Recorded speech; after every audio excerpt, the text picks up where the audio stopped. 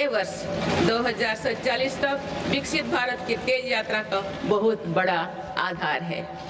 माननीय सदस्यगण, बाबा साहेब अम्बेडकर ने हमेशा समानता और सामाजिक न्याय पर जोर दिया है। हमारे संविधान भी हमें यही प्रेरणा देता है। सच्चा सामाजिक न्याय यानी देश के हर नागरिक को उसका पूरा हक मिले, बिना किसी भेदभाव से मिले।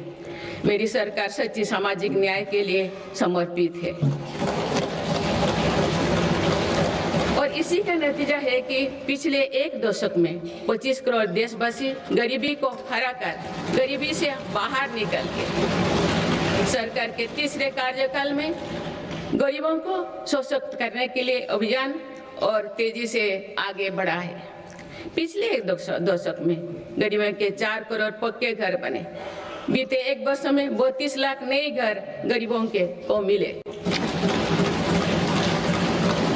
जल जीवन मिशन के 5 वर्षों में 12.5 करोड़ नए परिवारों तक पाइप से पानी पहुंचाया गया है। बीते एक वर्ष में करीब 1 करोड़ नए परिवार तक नल से जल की सुविधा पहुंची। उज्ज्वला योजना के माध्यम से अब तक 10 करोड़ से ज्यादा परिवारों को एलपीजी कनेक्शंस मिले हैं और पिछले वर्ष भी ये अभियान तेजी से आगे बढ़ रहा है। मेरी सरकार पारदर्शी और ईमानदार व्यवस्थाओं को स्थायी बना रही है। इसी एक वर्ष में सरकार ने 7.25 लाख करोड़ रुपया से अधिक लाभ डीबीटी के माध्यम से सीधे लाभार्थियों को पहुंचाया। माननीय सदस्यगण, मेरी सरकार दलितों, पिछड़ों, वंचितों, जनजातीय समाज सभी के लिए पूरी संवेदनशीलता से काम कर रही है। सबका साथ सबका विकास का विजन देश के हर नागरिक के जीवन में सकारात्मक प्रभाव ला रहे हैं। वर्ष 2014 की शुरुआत में सिर्फ 25 करोड़ नागरिकों तक की सोशल सिक्योरिटी की योजनाएं पहुंच पाती थी। सरकार के प्रयासों में निरंतरता की वजह से आज करीब 95 करोड़ भारतीयों को सोशल सिक्योरिटी का कवच मिला है। गरीब मरीजों के लिए प्रारंभ की गई आयुष्मान भारत योजना से बीते वर्ष तक देश भर के अस्पतालों में 11 करोड़ से अधिक मुफ्त इलाज किए जा चुके हैं। इस योजना के तहत बीते वर्ष 2.5 करोड़ गरीबों के मुफ्त इलाज मिला है। बीते लगभग 1.5 वर्ष में करीब 1 करोड़ बुजुर्गों को वय वंदना कार्ड जारी किए गए हैं। इनकी मदद से करीब 8 लाख बुजुर्गों ने अस्पतालों में भर्ती रहते हुए अपना मुफ्त इलाज कराया है। आज देश में बने 1,80,000 आयुष्मान आरोग्य मंदिर की वजह से मरीजों को घर के पास इलाज मिलना सुनिश्चित हुआ है। मेरी सरकार ने बड़ी बीमारियों के खिलाफ निर्णायक लड़ाई लड़ी है। सिकल सेल एनीमिया उन्मूलन मिशन में 6.5 करोड़ से अधिक नागरिकों का स्क्रीनिंग की गई है। इससे कई जनजातीय इलाकों में इस बीमारी को रोकने में मदद मिली है।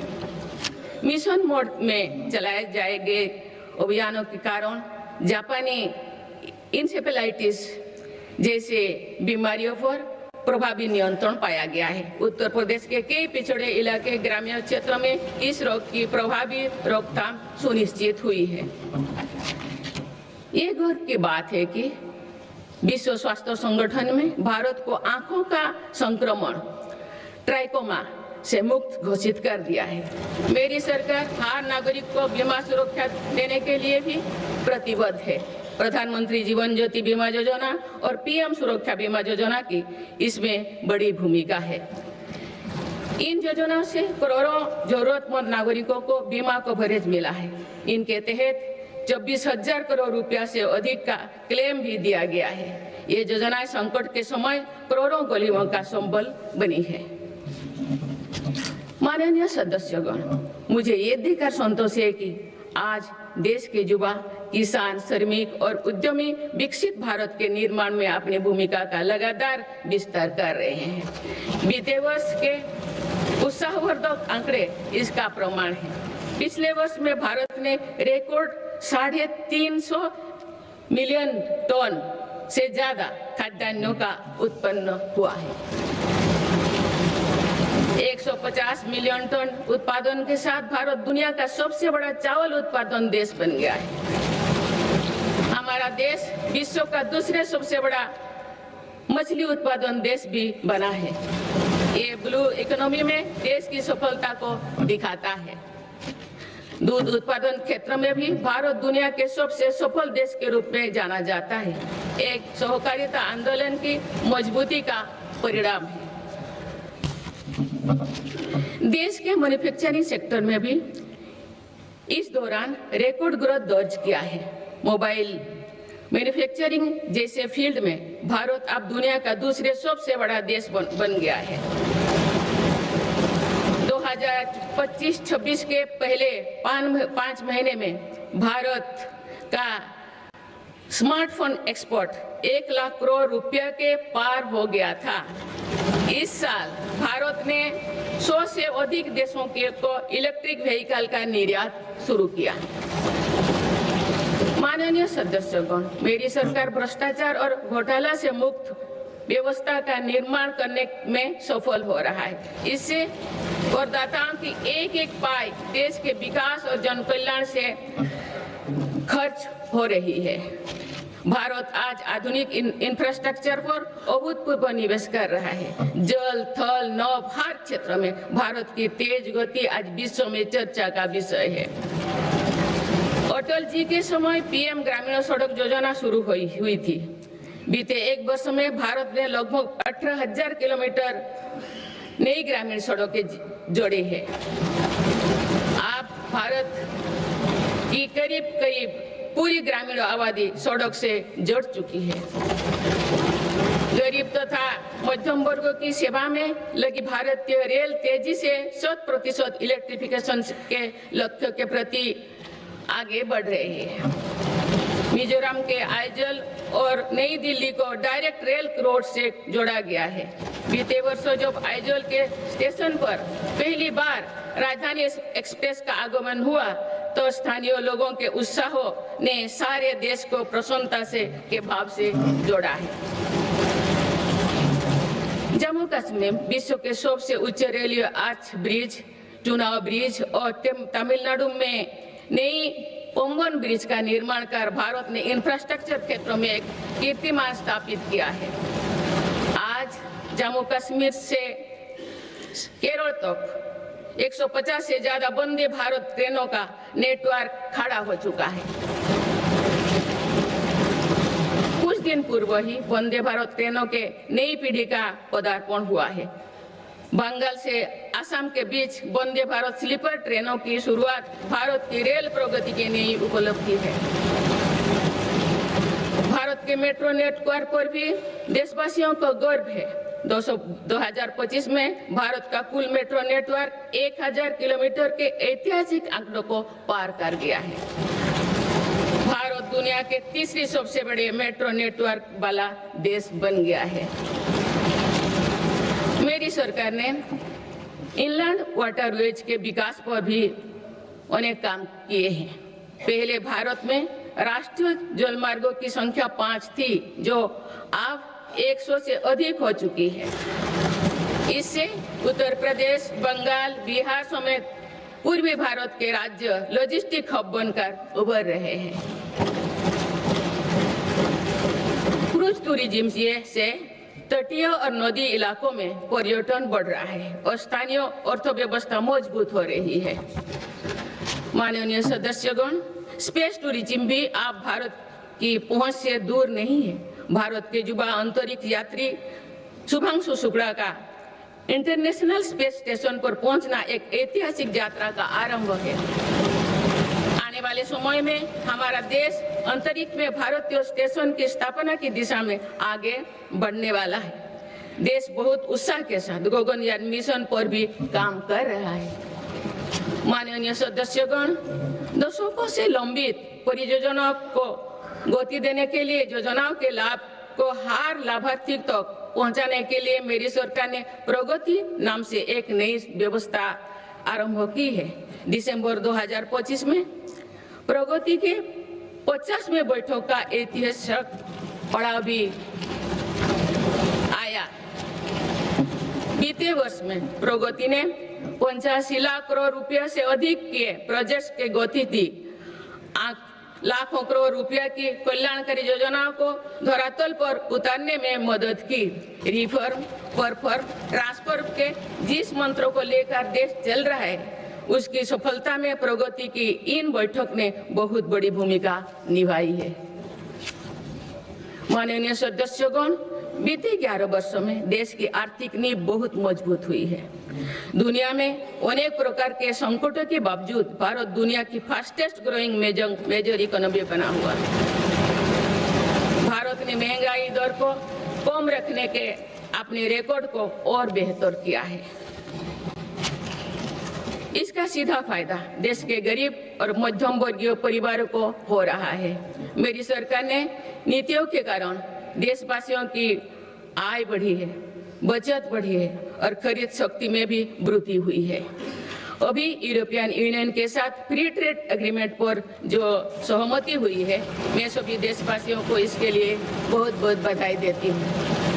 ये ऐतिहासिक कदम भारत में मैन्युफैक्चरिंग सेक्टर और सर्विस सेक्टर के गति देगा, भारत के युवाओं के लिए रोजगार के अनेक नए अवसर बनाएगा। माननीय सदस्यगण, आज मेरी सरकार रिफॉर्म्स एक्सप्रेस के पथ पर चल रही है। पुराने नियमों और प्रावधानों को भविष्य की जरूरत के हिसाब से निरंतर बदला जा रहा है। सभी ने देखा है कि कैसे जीएसटी में ऐतिहासिक नेक्स्ट जनरेशन रिफॉर्म ने देशवासियों का उत्साह से भर दिया। इस रिफॉर्म के कारण देशवासियों को 1 लाख करोड़ रुपए की बचत सुनिश्चित हुई।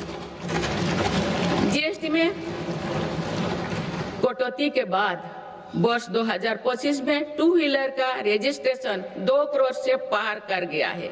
ये अपने आप में नया रिकॉर्ड है। इनकम टैक्स कानून भी अब नए स्वरूप में सामने आया है। 12 लाख रुपया तक की आय पर टैक्स जीरो करने का ऐतिहासिक फैसला लिया गया है।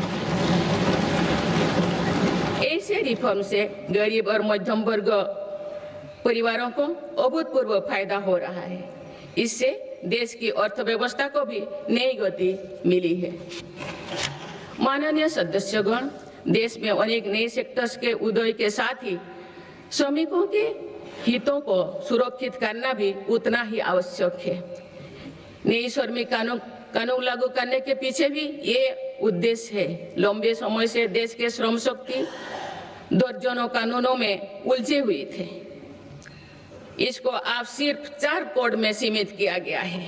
इससे श्रमिकों के उचित वेतन, भत्ते और अन्य कल्याणकारी लाभ मिलने आसान हुई है।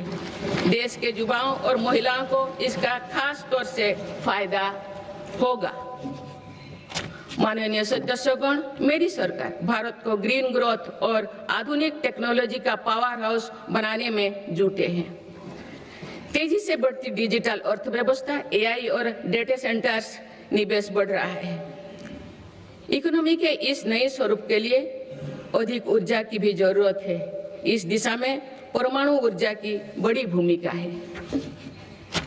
हाल ही में पारित शांति अधिनियम से 2047 तक 100 गीगावाट परमाणु ऊर्जा का लक्ष्य पाने में मदद मिलेगी। इस ऐतिहासिक रिफॉर्म के लिए मैं आप सभी का बहुत बहुत अभिनंदन करती हूँ।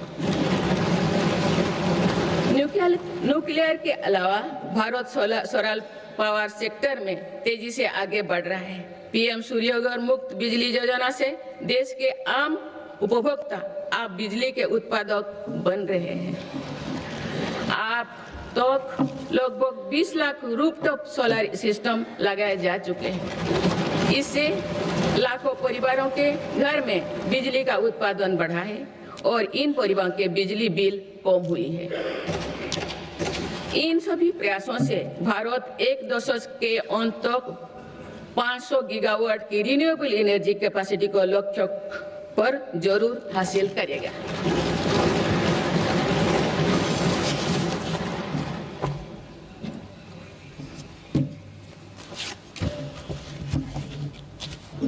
माननीय सदस्यगण, किसी भी न्याय व्यवस्था की वास्तविक सफलता इस बात से तय होती है कि उसके कानून नागरिकों से भय का नहीं बल्कि सुरक्षा, सुविधा एवं सशक्तिकरण का भाव पैदा करे।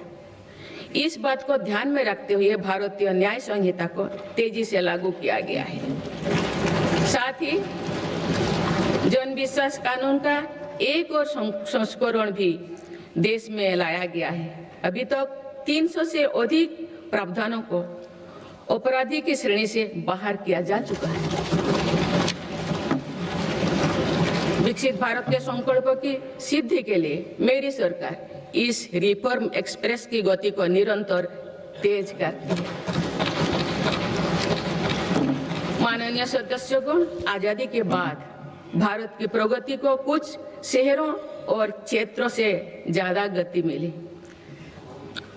भारत का एक बहुत बड़ा क्षेत्र और बहुत बड़ी आबादी ऐसे रही जिसे उचित अवसर नहीं मिल पाया। अब मेरी सरकार पिछले क्षेत्र और वंचित आबादी के सामर्थ्यों को विकसित भारत की ऊर्जा बना रहे हैं। आज पूर्वोदय यानी पूर्व भारत के तेज विकास पर विशेष बल दिया जा रहा है। आज पश्चिम बंगाल और ओडिशा के समुद्री क्षेत्रों में प्रगति की नई संभावनाएं बन रही है। पूर्वोत्तर का क्षेत्र भी आज विकास की मुख्य धारा से जुड़ रहा है। पूर्वोत्तर में असम श्रीमद शंकर देव जी की जैसे महान विभूतियों की भूमि है। अब वो दिन भी दूर नहीं है। असम में बनी सेमीकंडक्टर चिप दुनिया भर के इलेक्ट्रिक उत्पादों की लाइफलाइन बनेगी। इस क्षेत्र में कनेक्टिविटी पर भी अभूतपूर्व बल दिया जा रहा है। माननीय सदस्यगण, बीते 11 वर्षों में पूर्वोत्तर में 7,200 किलोमीटर से ज्यादा राष्ट्रीय राजमार्ग बनाए गए हैं। इससे दूर दराज, पहाड़ी, जनजातीय और सीमावर्ती इलाकों तक पहुंचना आसान हुआ है। साथ ही प्रधानमंत्री ग्राम सड़क योजना के तहत लगभग 50,000 किलोमीटर ग्रामीण सड़कें बनी हैं। इससे बाजार, अस्पताल और स्कूल तक पहुंचना सरल हुआ है। 11 वर्षों में पूर्वोत्तर में रेलवे के विकास पर 80,000 करोड़ रुपया से अधिक का निवेश किया गया है। अरुणाचल प्रदेश, त्रिपुरा और मिजोरम, इन तीनों राज्यों की राजधानियों अब ब्रॉडगेज रेल लाइन से जुड़ चुकी हैं। इससे इन इलाकों में आर्थिक प्रगति, रोजगार और पर्यटन उद्योग के लिए नई द्वार खुले। साथ साथ पूर्वोत्तर की आरोग्य और सुरक्षा के लिए भी ये दशक निर्णय का दशक रहा है। ईटानगर में स्टेट कैंसर इंस्टीट्यूट और असम के शिवसागर में मेडिकल कॉलेज बनने से लाखों परिवारों को इलाज में मदद मिलेगी। सिक्किम के सिच्चे में मेडिकल कॉलेज और अगरतला में महिलाओं और बच्चों का अस्पताल बनने से भी बड़ी सुविधा होगी। इस तरह के प्रयासों से पूर्वोत्तर में एक बड़ा हेल्थ इंफ्रास्ट्रक्चर तैयार हो रहा है। माननीय सदस्यगण, जो पिछड़ा हो वो मेरी सरकार की प्राथमिकता है। पीएम जनमन योजना पीएम जनमन योजना आदिवासियों में भी सबसे पिछड़े जनजातियों की 20,000 से ज्यादा गांवों को विकास से जोड़ा जा रहा है।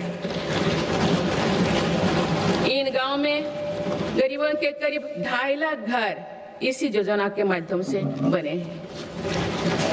धरती आबा जनजातियों ग्राम उत्कर्ष अभियान से भी आदिवासी क्षेत्रों में विकास को अभूतपूर्व गति मिल रही है।